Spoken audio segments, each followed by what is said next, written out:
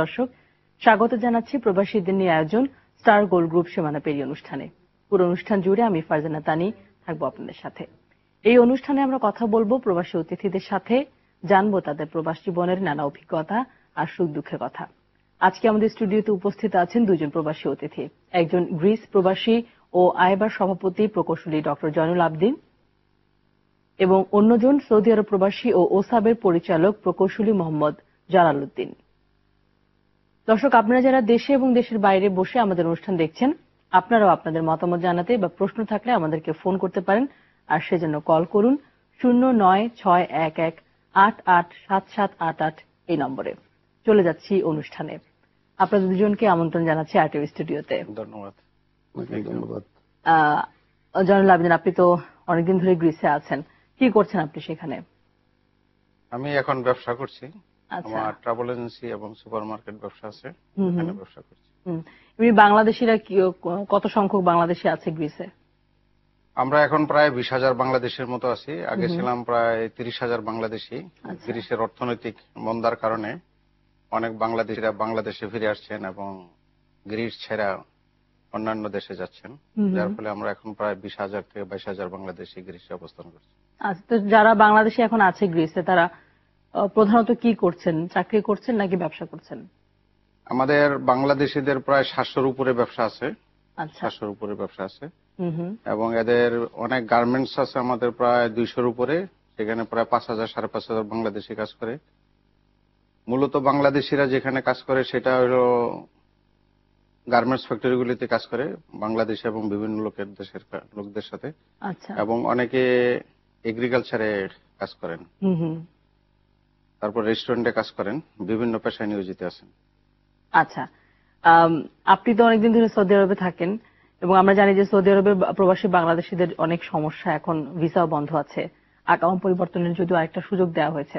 এই সুযোগটা কতদিনের জন্য দেওয়া হয়েছে, এরকম কি কোনো অফিসিয়াল ডিক্লারেশন এসেছে? ধন্যবাদ ফারজানা তানি আপনাকে। আজকের এই বাসার মাসে ভাষা শহীদদের গভীর শ্রদ্ধার সাথে স্মরণ করছি এবং আরটিভির সকল দর্শকদের আমার পক্ষ থেকে আন্তরিক শুভেচ্ছা অভিনন্দন জানাচ্ছি।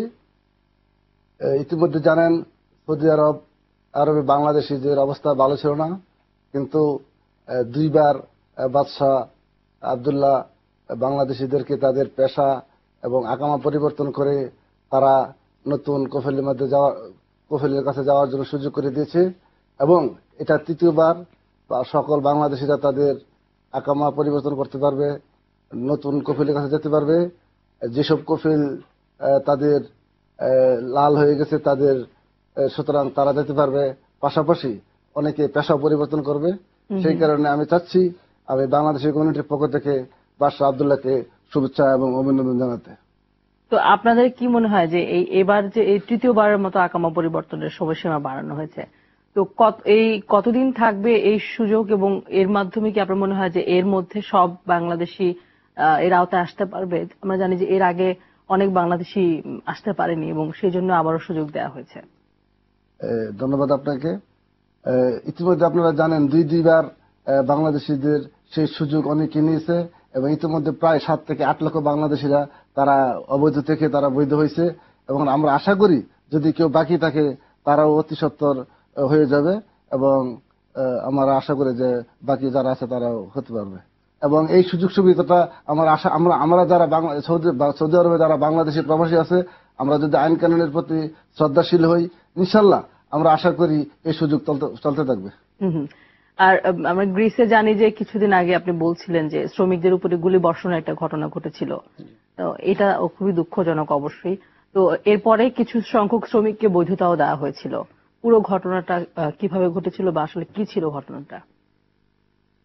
আমি প্রিয় দর্শক যারা আরটিভির আছেন, আমি সকলকে অশেষ অশেষ ধন্যবাদ জানাচ্ছি। আজকে আমাদের অল ইউরোপিয়ান বাংলাদেশ অ্যাসোসিয়েশন এবং বাংলাদেশ কমিউনিটি গ্রিসের পক্ষ থেকে এই ঘটনাটা ঘটে 17 এপ্রিল 2012 সালে ঘটে। আমরা যখন ঘটনার প্রথম থেকে জানি, ওই দিন আমরা এম্বাসিতে ছিলাম, আমাদের অনুষ্ঠান ছিল এম্বাসিতে।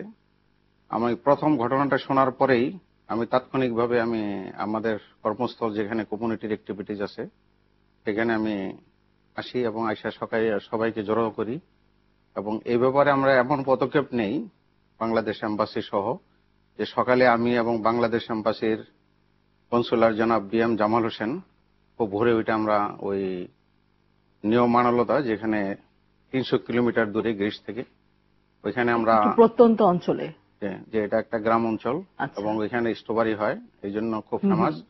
ওইখানে আমাদের বাংলাদেশিরা 5000 থেকে 7000 বাংলাদেশি থাকেন অবৈধভাবে এবং এরাই সাধারণত আমাদের বাংলাদেশের এই কাজটার উপরে খুব স্পেশালিস্ট।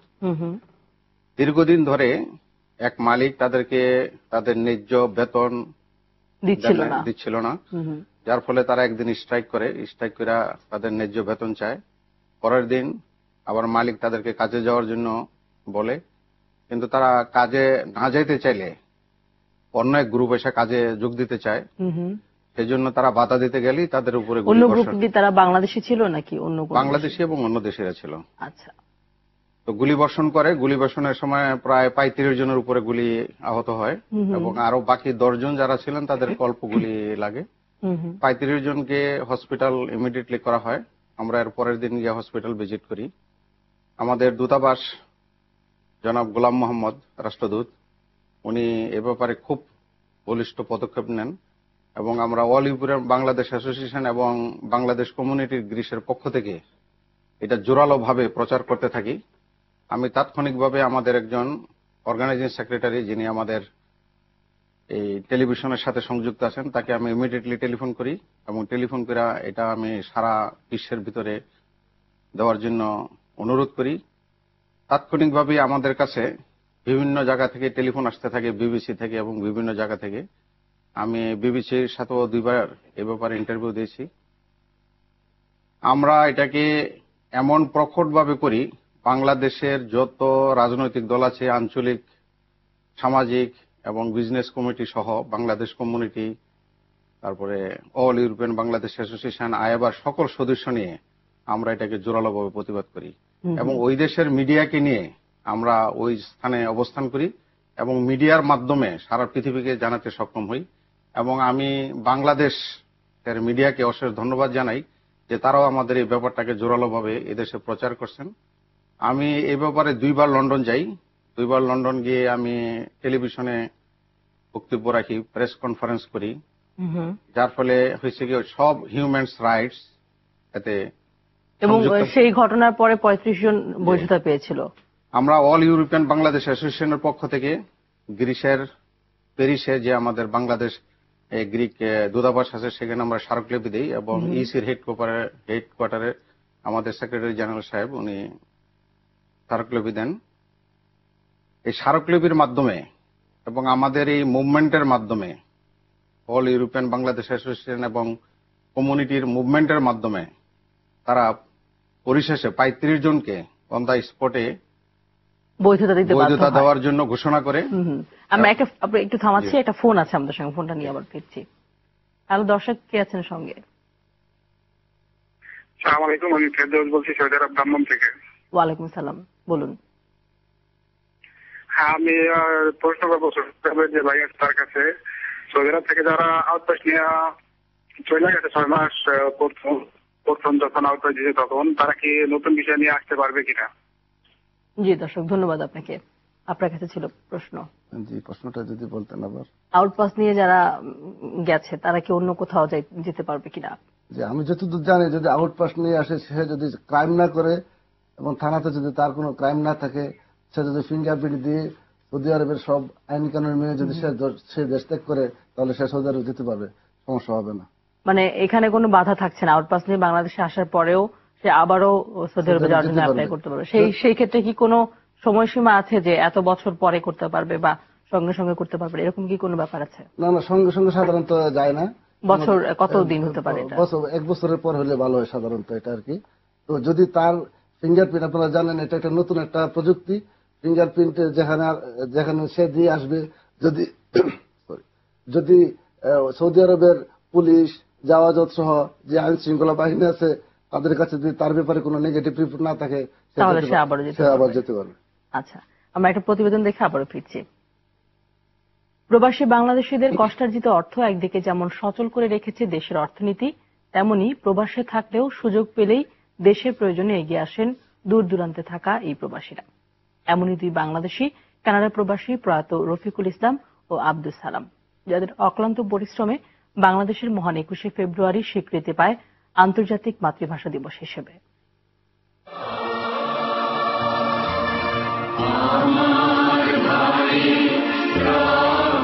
বিশ্বের একমাত্র জাতি হিসেবে ভাষার জন্য প্রাণ দিয়েছে বাংলাদেশিরা। 1952 সালে রক্তের বিনিময়ে অর্জিত এই ভাষা দিবসের তাৎপর্য ভেতর থেকে অনুভব করে তা বিশ্ব দরবারে তুলে ধরতে উদ্যোগ নেয় দুই বন্ধু কানাডা প্রবাসী প্রয়াত রফিকুল ইসলাম ও আব্দুস সালাম।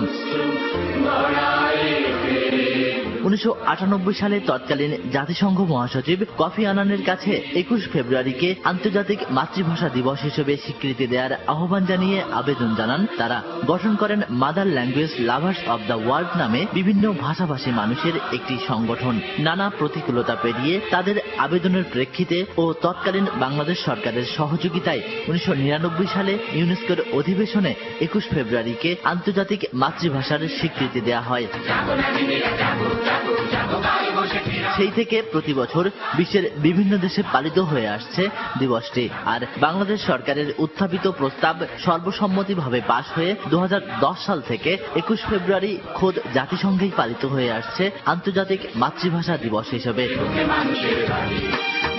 নিজেদের জীবন উৎসর্গ করে 1952 সালে মায়ের ভাষাকে রক্ষা করেছিলেন সালাম, বরকত, রফিক, জব্বার, শফিকরা। আর 46 বছর পর রফিকুল ও সালাম নামের আরো দুই প্রবাসীর হাত ধরে এখন সারা বিশ্বের মানুষের কাছে পৌঁছে গেছে বাঙালি ও বাংলাদেশের মানুষের ভাষা প্রেমের গল্প।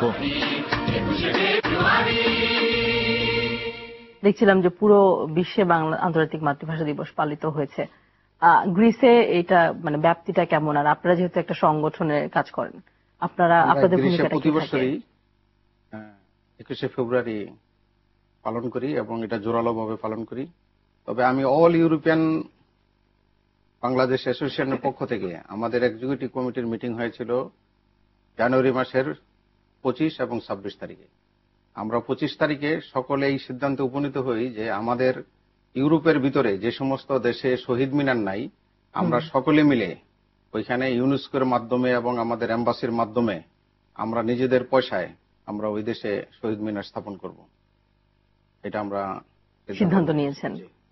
সৌদি আরবে তো অনেক বাংলাদেশি থাকে, তো সেখানে আমরা জানি যে বেশিরভাগই শ্রমিক শ্রেণী ওখানে। তো সবাই কি সবকিছু কাজকর্মের পরে বা সমস্যার পরেও কি বাংলাদেশের এই ফেস্টিভ্যাল গুলো বা এই বিশেষ দিনগুলো আপনারা পালন করেন? জি, আসলে দেখেন, একটা কথা আছে, বাংলাদেশে যেখানে যায় সেখানে তার সাথে আড্ডা, রাজনীতি, পান এবং গামছা এই জিনিসগুলো যায়। তাই বাংলাদেশি যেখানে আছে সেখানে তারা তাদের বুকে লালন করে, যদিও সরাসরি কোনো পলিটিক্যাল প্রোগ্রাম করে না, তথাপি তারা তাদের বিভিন্ন কমিউনিটির ব্যানারে, যেমন আমরা বৈশাখীর অনুষ্ঠান করি, আমরা নববর্ষ করি কমিউনিটির ব্যানারে, যেমন আমরা এই ভাষা শহীদদের স্মরণে এখানে ভাষার আলোচনা সভা হয়, যেমন আমাদের স্বাধীনতা দিবস হলে, আমাদের বিজয় দিবসে এগুলো গৌরবভাবে আলোচনা অনুষ্ঠান হয় এবং আমরা দেশের সাথে মিল রেখে বাংলাদেশিরা এইসব অনুষ্ঠান করে থাকি, পালন করেন আপনারা। আচ্ছা, একটু অন্য প্রসঙ্গে যাই। আমরা জানি যে যখন বাংলাদেশিরা দেশ ছাড়ে, অবৈধভাবে যাওয়ার জন্য যখন দেশ ছাড়ে, তখন গ্রিসকে তারা একটা পয়েন্ট হিসেবে ব্যবহার করে অবৈধভাবে পাড়ি জমানোর জন্য। এটা কেন হয় এবং এইভাবে আসলে আপনারা দেখেছেন কি এরকম কোন কাউকে যেতে? আমি 2012 সালে যখন আমরা অল ইউরোপিয়ান অ্যাসোসিয়েশন করি, তখন আমি 14 অক্টোবরে প্রেস কনফারেন্স করি এখানে। আমাদের যাত্রা শুরু হয় বাংলাদেশ থেকে এবং দিগন্ততে আমি একটা প্রতিবেদন দিয়েছিলাম যে আমরা যারা বাংলাদেশি আছি দুবাই, বিশেষ করে আরব দেশগুলিতে, আমান এবং বিভিন্ন দেশগুলিতে, মধ্যপ্রাচ্যের দেশগুলিতে, তারা কি করে, দালালরা সূক্ষ্মভাবে যে সমস্ত বাংলাদেশিরা বৈধভাবে ওইখানে কাজ করেন তাদেরকে প্রলোভন দেখায় যে গ্রিসে পৌঁছে গেলেই তারা 1 লক্ষ থেকে 1.5 লক্ষ টাকা বেতনে চাকরি করবেন এবং এই প্রলোভন দেখে তাদেরকে দুবাই থেকে ইরান নিয়ে যায়। ইরান নিয়ে গিয়ে তাদেরকে বিষম প্রহার করে এবং মারধর করে, ওইখানে আবার টাকা 2-3 হাজার ইউরো, 2-3 লাখ টাকা ইনকাম করে। প্রথমে তারা বলে যে 2 লক্ষ টাকা দিলে তোমাকে ওইখানে পৌঁছে দিচ্ছি। পরে ইরান নিয়ে তাদেরকে আবার বেদম ভাবে প্রহার করে আরো 2 লক্ষ 3 লক্ষ টাকা নেয়। তারপরে তুর্কি আইসা আরো প্রহর করে 2-3 লক্ষ টাকা নিয়ে এরকম করে গ্রিসে পৌঁছে। এক সময় এটা ছিল প্রচন্ড আকারে, প্রায় 5 থেকে 7,000 বাংলাদেশি ওইখানে অবৈধভাবে ঢুকে যায়। এবং গ্রিসের অর্থনৈতিক অবস্থা খারাপের কারণে অনেক বাংলাদেশিদের কাজ ছিল না। তারা বিভিন্ন ভাবে সুপার মার্কেটের সামনে থেকে বিভিন্ন যে ডেট ওভারের খাবার ফেলাই দিত, ওগুলি খাইতো এবং লোহা লঙ্কর টোকাই নিয়ে বিক্রি করে জীবন ধারণ করত। আমাদের ওই প্রতিবেদনের পরে তারা কিছুটা অনেকটা থামছে এবং সেইটা করেই তারা ক্ষান্ত হয় না এবং তারা কিডন্যাপ করে। এটা আমি আপনাকে এখন জিজ্ঞেস করতে যাচ্ছি। আমি তা বলবো যে কিছুদিন আগে এক বাংলাদেশিকে ওমান থেকে নিয়ে যায় যে $2,000 দিয়েই তারা মানে গ্রিসে পৌঁছায় দিবে, কিন্তু তাকে 3.5 মাস বন্দি রেখে তার থেকে 8 লক্ষ টাকা আদায় করে। এবং আমরা এরকমও শুনতে পেয়েছি ওখানে বন্দি করে রেখে বাংলাদেশে তার বাবা মা বা তার ফ্যামিলির কাছে ফোন করে টাকা আদায় করে। সেটি তো আমি আসছি। পরে আমাকে এখান থেকে ডিবি পুলিশ এবং তার আত্মীয় স্বজন আমাকে ইনফর্ম করে যে এই লোকটা তাকে কিডন্যাপ করছে, তারা মানে গ্রিসে অবস্থান করতেছে এবং যাকে কিডন্যাপ করছে সে বন্দর এরিয়াতে যে ইরানের, ওইখানে তাকে 3 মাসের মতো আটকে রাখছে। আমরা যখন প্রথম তাকে পুলিশ পাঠাই যে ঘরে তারা থাকতো, আর যে লোকটা সবচেয়ে বেশি কিডন্যাপ করেছে সে প্রথম গ্রিসে গিয়ে 3 তলাতে একটা বাড়ি নেয়, বাড়ি নিয়ে আসে মাত্র একদিনের জন্য রাস্তায় বাইরে ছিল। আর প্রতি প্রায় 2 বছর ওই ঘরটাতে ছিল। তার আবার 4-5 জন লোক তার সাথে সংঘবদ্ধ ভাবে ছিল, তারা এই কাজটা করত। প্রথম যখন আমি খবর পেয়ে ওই ঘরে পুলিশ পাঠাই, পুলিশ পাঠানোর পরে পুলিশ আর তাকে দেখতে পায় নাই। তার এমন একটা কৌশল ছিল যে সে টোকা দিলেই, দরজায় টোকা দিলেই, দোতলাতে তার একটা এয়ার কন্ডিশন ছিল, এয়ার কন্ডিশনের নিচে গিয়া শটান হয়ে দাঁড়ায় থাকতো। আপনি তাকে কোনো মতে দেখার কোনো স্কোপ ছিল না। সেকেন্ড টাইম যখন লোক রাইখা তাকে পাহারা দেওয়া হইলো, সে কখনই ঘর থেকে বাইরে নাই। পরে আবার পুলিশ নিয়ে যাওয়া হইলো, ঠিক সেম পদ্ধতিতে তার সাথে 4 জন ছিল, 4 জনকে অ্যারেস্ট করে নিয়ে আসা হয়, কিন্তু তাকে পাওয়া যায়নি। পরে যখন দেখলাম যে সে ওইখানে নাই থানায়, পরে আবার আমি যখন জিজ্ঞাসা করলাম যে কোথায় সে, তখন তাদের একজনকে বলল যে সে এই পদ্ধতিতে, পরে তাকে ধরে নিয়ে আসা, পরে পুলিশ নিয়ে তাকে উদ্ধার করি ওইখানে। প্রথমে শিকার আসে না, কে বলে যে গ্রিসে আছে। যখন তাকে পুলিশে প্রহার করে তারপরে বলে যে তুর্কিতে আছে, তারপরে সে শিকার আসে যে ইরানে আছে। পরে তাকে ইরান থেকে মুক্তি করে আমরা বাংলাদেশ এম্বাসি যে ইরানে আছে তার মাধ্যমে তাকে পরে দেশে পাঠানো হয়। এই ধরনের বহু ঘটনা আছে যে অবৈধভাবে গিয়ে অথচ কাজ নেই, কিন্তু তারা ওইখানে গিয়ে বিভিন্নভাবে কাজের সন্ধান করে মিথ্যা কথা বলে গ্রিসে পৌঁছেছে। এবং আরো কথা বলবো, আরো একটা ফোন আছে আমাদের সঙ্গে। হ্যালো দর্শক, কে আছেন সঙ্গে? জি, আসসালামু আলাইকুম। ওয়ালাইকুম আসসালাম, নাম বলে প্রশ্ন করুন। জি, আমি রাজশাহী থেকে আজম বলছি। বলুন। আমার 2টা প্রশ্ন, একটা হচ্ছে আইবার স্যারের সঙ্গে, ওই যে আইবার প্রেসিডেন্ট স্যারের কাছে একটা প্রশ্ন, আর একটা হচ্ছে আপনাকে রিকোয়েস্ট করব। জি বলুন। আপনাকে জি স্যারের কাছে প্রথম প্রশ্নটা হচ্ছে যে ইউরোপীয় ইউনিয়নে কোনো কেউ কি স্টুডেন্ট ভিসা ছাড়া যাওয়ার সুযোগ আছে কিনা? আচ্ছা। এবং ওনার জানার মতে আইবার কোন সদস্য, ওনাদের যারা আইবা সংগঠনের যারা আছেন, ওনারা কেউ কি কোনো ভাবে বাংলাদেশ থেকে কোন রকম লোকজন নিচ্ছে কিনা বৈধভাবে, স্টুডেন্ট ছাড়া।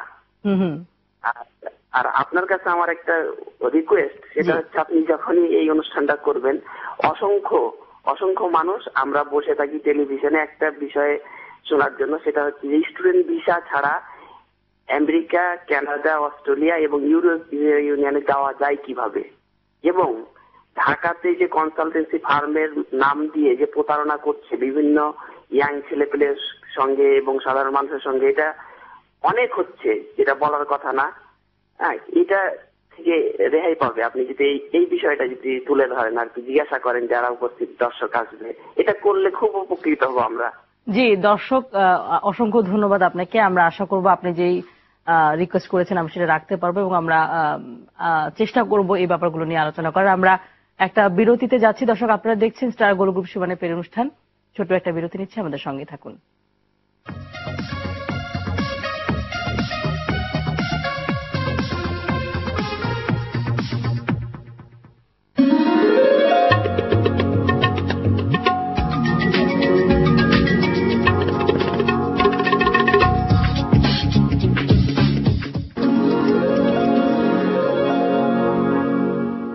স্টারলাইট আবারও নিয়ে এলো বিভিন্ন মডেল ও নতুন ডিজাইনের রিচার্জেবল ও সোলার ফ্ল্যাশ লাইট এবং এমার্জেন্সি ল্যান্টার্ন। সম্পূর্ণ জার্মান ও জাপান টেকনোলজি, দীর্ঘস্থায়ী রিচার্জেবল ব্যাটারি, অধিক আলো সম্পন্ন ক্রি এলইডি, উন্নত মানের সোলার প্যানেল সহ এয়ারক্রাফট অ্যালুমিনিয়াম দিয়ে তৈরি, 100% সার্ভিস ওয়ারেন্টি সহ বাংলাদেশ, মধ্যপ্রাচ্য ও বিশ্বের বিভিন্ন দেশে সুলভ মূল্যে পাওয়া যাচ্ছে।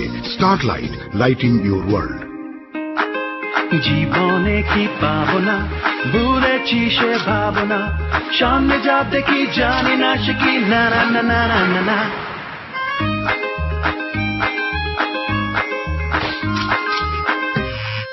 কে তুমি নন্দিনী, না না না না না না, রূপেতে রঙ্গিনী, জীবনে কি পাবো না, ভুলেছি সে। No life is complete without a picture of the past. Whatever the moment, keep it close. Explorer Z2. The moment is yours. Symphony. New experience. জীবনে কি পাবো না, ভুলেছি সে ভাবনা, সামনে যা দেখি জানি না সে কি না না না না না না না।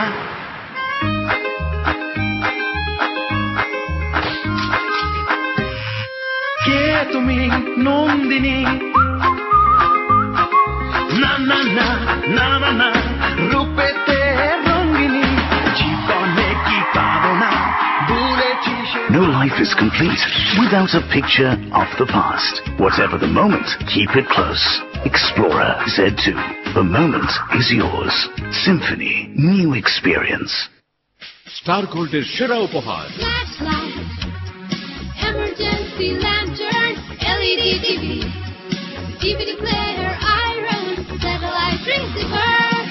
বাংলাদেশ সহ মধ্যপ্রাচ্য ও বিশ্বের বিভিন্ন দেশে ওয়ারেন্টি সহকারে পাওয়া যাচ্ছে। জীবনে কি পাবো না, ভুলেছি সে ভাবনা, সামনে যা দেখি জানি না সে কি না না না না না না না।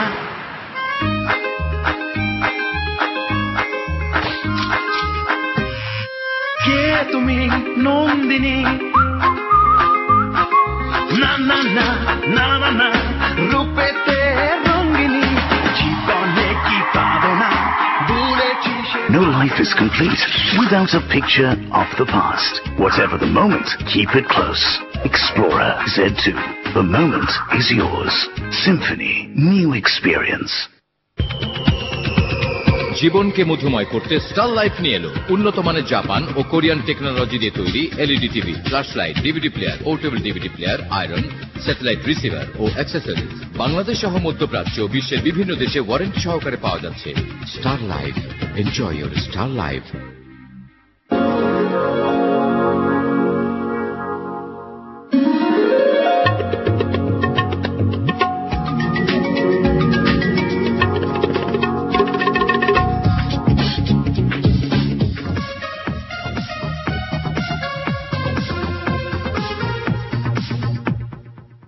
বিরতির পর আবারও স্বাগত জানাচ্ছি স্টার গোল্ড গ্রুপ সীমানা পেরিয়ে অনুষ্ঠানে। বিরতির আগে কথা হচ্ছিল আমন্ত্রিত অতিথিদের সাথে, আবারও আমরা আলোচনা যাব, তবে তার আগে আরো একটি প্রতিবেদন দেখে নেব। দেশের সীমানা ছাড়িয়ে প্রবাসী বাংলাদেশিদের সাফল্যের গল্প এখন ছড়িয়ে পড়ছে সারা বিশ্বে। নানা প্রতিবন্ধকতা পাশ কাটিয়ে মেধা, শ্রম আর নিষ্ঠার মাধ্যমে বিদেশের মাটিতে নিজেদেরকে প্রতিষ্ঠা করছেন এদের অনেকেই। এমনই এক সফল গার্মেন্টস ব্যবসায়ী সংযুক্ত আরব আমিরাতের মাজহারুল ইসলাম মাহবুব ও শেফালি আক্তার আঁখি। আরব আমিরাত প্রতিনিধি মাহবুব হাসান হৃদয়ের পাঠানো তথ্য ও চিত্রে প্রতিবেদন দেখুন।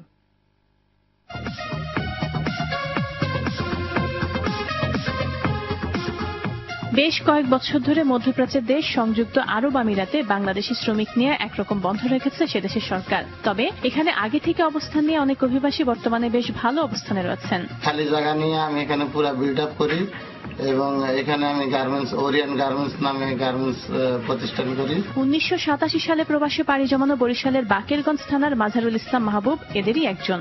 শুরুতেই খারাপ সময় পার করলেও বর্তমানে তিনি দুটি গার্মেন্টসের মালিক। I go with them for a long time. I go with them one time for Bangladesh. We buy for fabric from Bangladesh. The quality there is very good. Here also they have very good point. they are very fast. তো পাইতেছে ভালো মোটামুটি। আমাদের আখি madam আছে, সে দীর্ঘ 8 বছর ধরে আমাদের সাথে এসেছে।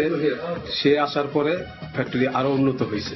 শিল্পনগরী বলে পরিচিত আজমান অঙ্গরাজ্যে অবস্থিত আরিয়ান্টো আলবারাক এমব্রয়ডারি নামে দুটি গার্মেন্টস ভালোভাবে পরিচালনায় তাকে সর্বক্ষণিক সহযোগিতা করেছেন স্ত্রী শেফালি আক্তার আখি। সবসময় মনের ভিতরে এটা জাগতো যে আমি বড় হব, কিছু একটা করব।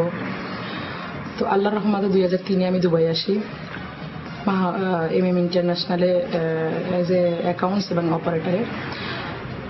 তো আস্তে আস্তে আমি কাজ শিখি।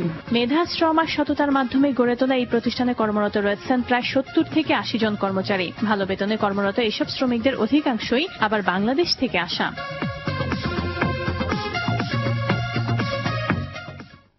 খুব পজিটিভ একটা প্রতিবেদন দেখলাম। এভাবে আসলে অনেক বাংলাদেশিকে দেশের বাইরে নিয়ে গিয়ে কাজে কর্মসংস্থান তৈরি করে দেয়া যায়। একটা প্রশ্ন ছিল যে উনি আমাদের কাছ থেকে জানতে চেয়েছিলেন যে ইউভুক্ত দেশগুলোতে স্টুডেন্ট ভিসা ছাড়া আর কিভাবে যাওয়ার সুযোগ আছে। স্টুডেন্ট ভিসাতে যাওয়া যে একটা খুব সম্ভব সেটাও আমি বিশ্বাস করি না। তো অনেকেই তো স্টুডেন্ট ভিসায় গিয়া ধরেন লন্ডনে বা বিভিন্ন জায়গায় গিয়ে প্রতারক হয়েছেন, অনেকে দেশে ফিরে আসছেন। এই ব্যাপারে সবাইকেই সচেতন থাকতে হবে। তবে বাংলাদেশ সরকার এবং এম্বাসি যদি চায় বিভিন্ন দেশে সার্চ করার জন্য যে কোন কোন দেশে কি কি পর্যায়ে আছে, আমাদের যে সমস্ত কমিউনিটিগুলি আছে তাদের সাথে যদি বসে, হয়তো এগ্রিকালচার বা বিভিন্ন ফ্যাক্টরিতে লোক নেওয়ার খুব সম্ভাবনা থাকতে পারে। এটা অন্য দৃষ্টিতে আবার একটা জিনিস যে আমাদের অনেক বাংলাদেশিরা বা বিভিন্ন দেশের লোক ওইখানে বৈধ অবৈধভাবে বিভিন্নভাবে ওইখানে কাজ করতেছেন। তবে সেটা না থাকারই সম্ভাবনা বেশি। আচ্ছা, সেটা না থাকারই সম্ভাবনা। আমি সবাইকে অনুরোধ করব যে দালালের খপ্পরে পড়ে যারা ভিসা দিতে চায়, এটা যদি কেউ মনে করে যে ভিসা দিয়ে নিয়ে ওইখানে কাজ দেবে, এটা সম্পূর্ণ প্রতারক এবং মিথ্যা। আমি সবাইকে অনুরোধ করব যারাই ইউরোপের যে কোনো দেশে যাইতে চান তার বৈধতা সম্পর্কে 100% সচেতন হওয়ার পরেই আপনারা রওনা দিবেন। কারণ বৈধতা যদি আপনি ওইখানে না পান, ওইখানে থাকার কোনো চান্স নাই, সুযোগ নেই এবং পুলিশ যে কোনো সময় আপনাকে গ্রেফতার করতে পারে, যেটা গ্রীষ্মে হচ্ছে এবং যে কোনো দেশেই সেটা হচ্ছে।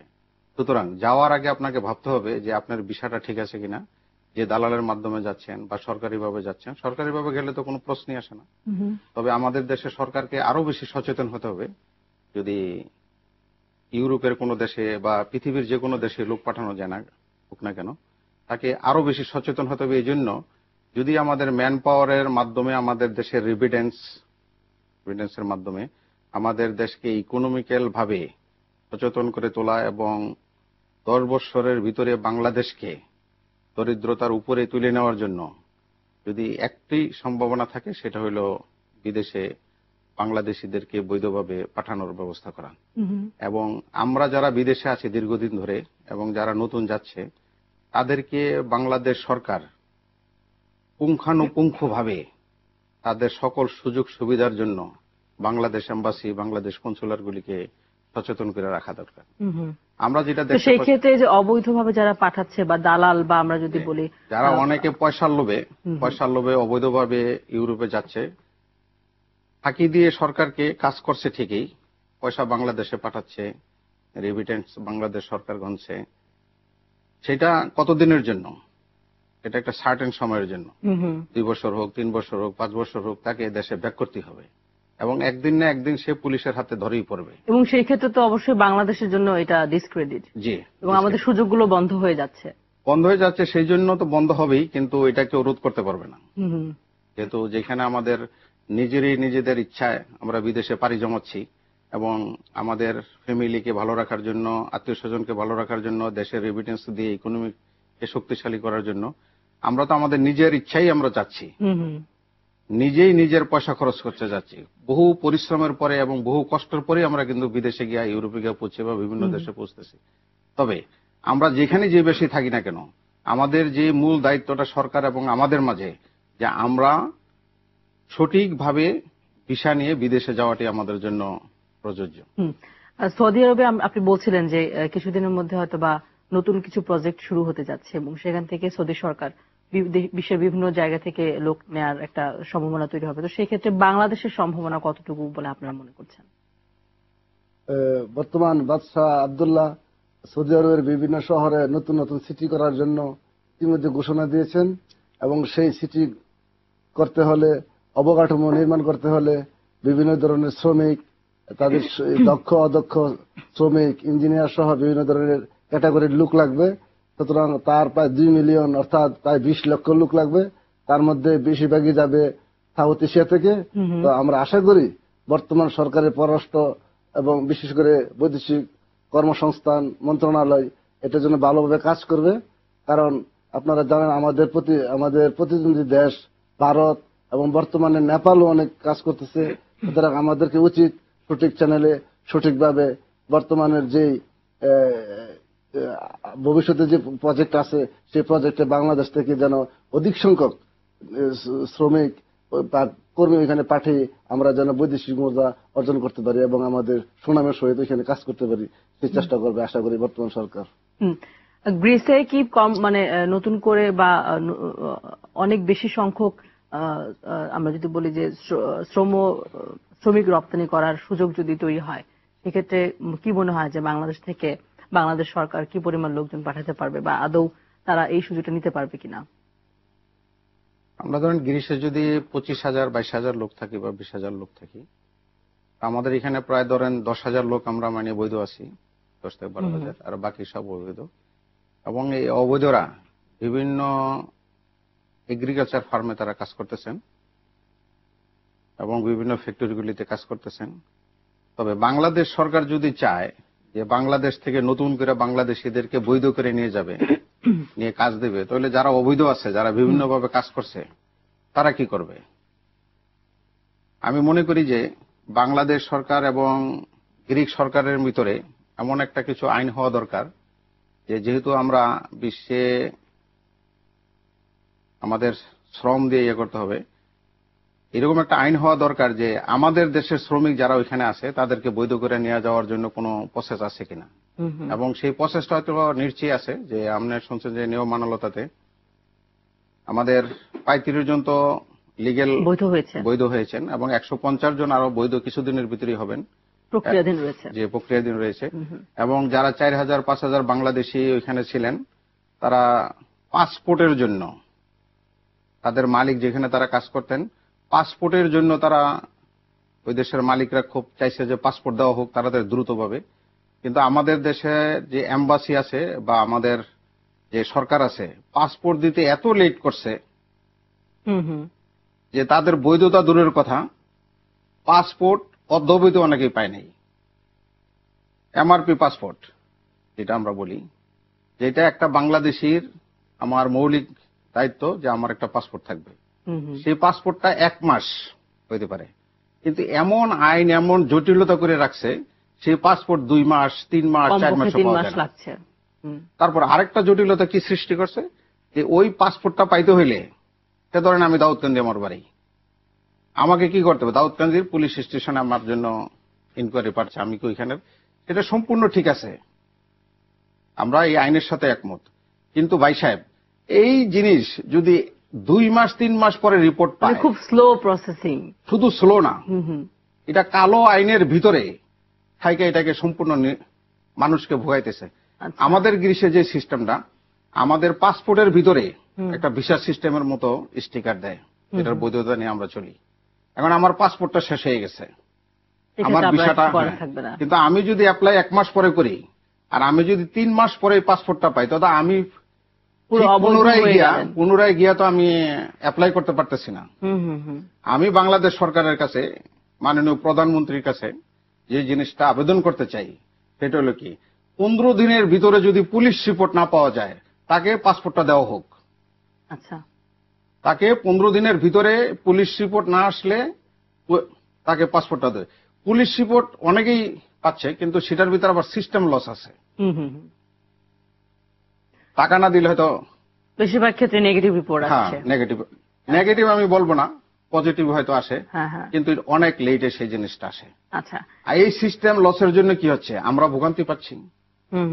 আপনি 15 দিনের ভিতরে আমাদের পাসপোর্টটা যদি রিপোর্টটা না পাইলেন না, কিন্তু আমাদের পাসপোর্টটা 15 দিন পর থেকে ইস্যু করে আমাদেরকে দিয়ে দিলেন। আমরা বাংলাদেশ সরকারের নাগরিক, আমাদের এম্বাসি থেকে সম্পূর্ণ বৈধতা আছে, এম্বাসি আমাদেরকে বলতেছে যে হ্যাঁ আমি বাংলাদেশি। সুতরাং এইখানে সমস্যাটা কোথায়? আমার বৈধতা যদি আপনি চান যে আমার বাড়ি দাওয়াত কেন্দ্রে আমাকে ওইখান থেকে পুলিশ ওটা আমরা পরে নেন। আচ্ছা, আমরা আরো একটা প্রতিবেদন দেখে আবার ফিরছি। দেশের মতো বিশ্বের বিভিন্ন স্থানে আন্তর্জাতিক ভাষা দিবস পালন করেছে প্রবাসী বাংলাদেশিরা। প্রভাত ফেরি, শহীদ মিনারে ফুল দেওয়ার পাশাপাশি এই উপলক্ষে আলোচনা সভারও আয়োজন করা হয়।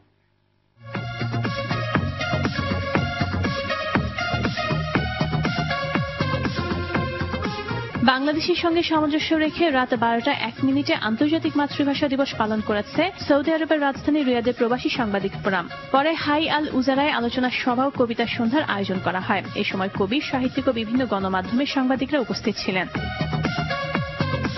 এই উপলক্ষে আলোচনা সভার আয়োজন করে বঙ্গবন্ধু পরিষদ, সংযুক্ত আরব আমিরাত, দুবাই ও উত্তর আমিরাত শাখা। শারজার বিএমডব্লিউতে অনুষ্ঠিত সভায় সভাপতিত্ব করেন মহিউদ্দিন মহিন। আবুল কাশেমের সঞ্চালনায় বক্তব্য রাখেন অধ্যাপক আব্দুস সবুর, প্রকৌশলী আবু নাসের, জসিমউদ্দিন পলাশ, আব্দুল হক ও শৈবাল বড়ুয়া। শহীদ মিনারে ফুল দিয়ে আন্তর্জাতিক মাতৃভাষা দিবস পালন করেছে ওমান বাংলাদেশ দূতাবাসের কর্মকর্তারা। রাজধানী মাস্কাটের দূতাবাস প্রাঙ্গণে বিশেষ আলোচনা ও দোয়া মাহফিলের আয়োজন করা হয়। পরে আলোচনা সভায় বাংলা ভাষা প্রতিষ্ঠায় ভাষা শহীদদের অবদান তুলে ধরে বক্তব্য রাখেন ওমানে বাংলাদেশের রাষ্ট্রদূত শেখ সেকান্দার আলী, শ্রম সচিব মোহাম্মদ রবিউল, কাউন্সিলর খোরশেদ আলম খাস্তগীর সহ অনেকে। এদিকে ওমানের রাজধানী মাস্কাটে যথাযোগ্য মর্যাদায় আন্তর্জাতিক মাতৃভাষা দিবস পালন করেছে বাংলাদেশ জাতীয়তাবাদী দল ওমান শাখা। এই উপলক্ষে মাস্কাট স্কুল অ্যান্ড কলেজের শহীদ মিনারে সংগঠনের সভাপতি SM আকবর সহ নেতাকর্মীরা পুষ্পস্তবক অর্পণ করেন। পরে এক আলোচনা সভায় শহীদদের আত্মদানের প্রতি শ্রদ্ধা জানিয়ে সর্বস্তরে বাংলা ভাষা চালুর দাবি জানান বক্তারা। যথাযোগ্য মর্যাদা ও শহীদদের প্রতি শ্রদ্ধা জানিয়ে আন্তর্জাতিক মাতৃভাষা দিবস পালন করেছে কানাডার মন্ট্রিল প্রবাসী বাংলাদেশিরা। বাংলাদেশ অ্যাসোসিয়েশনের আয়োজনে প্রবাসী Bikrampur association of Montreal, Sylhet জেলা সমিতি, নিউ জেনারেশনস প্রজন্ম বাংলাদেশ, প্রবাসী মৌলভীবাজার সমাজ কল্যাণ সমিতি, আওয়ামী লীগ কানাডা শাখা ও এর অঙ্গ সংগঠনের নেতাকর্মীরা প্রভাত ফেরিতে অংশ নেয়।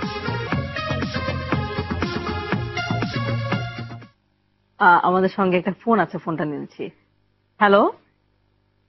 হ্যালো, আসসালামু আলাইকুম। ওয়ালাইকুম সালাম। দর্শক নাম বলে প্রশ্ন করুন। আমি দাম্মাম প্রবাসী শফিকুল ইসলাম শিপন বলছি। বলুন। ইঞ্জিনিয়ার জালাল সাহেবের কাছে আমার একটি প্রশ্ন। তৃতীয়বারের মতো যে সুযোগটি দেওয়া হয়েছে সেটি কি সাধারণ ক্ষমার আওতায় পড়েছে না জরিমানা নিয়ে ওনারা আকামা ট্রান্সফার করছেন? দর্শক ধন্যবাদ আপনাকে। কি ছিল মানে যে সুযোগটা দেওয়া হয়েছে আকামা পরিবর্তনের, এটা কি জরিমানা নিয়ে করা হয়েছে নাকি সাধারণ ক্ষমার আওতায় থাকবে? না না, এটা তো জরিমানা আছে। জরিমানা সহ আপনার অপরাধ বেঁধে আপনার জরিমানা নির্ধারণ করা, সেখানে 500 রিয়াল থেকে 1000 রিয়াল এইভাবে। আপনি যদি যে ধরনের করছে সেই পরিমাণ তার জরিমানা সহই সে বৈধ হতে পারবে। আচ্ছা, আপনাদেরকে অসংখ্য ধন্যবাদ। আমাদের অনুষ্ঠানের সময় একদমই শেষ।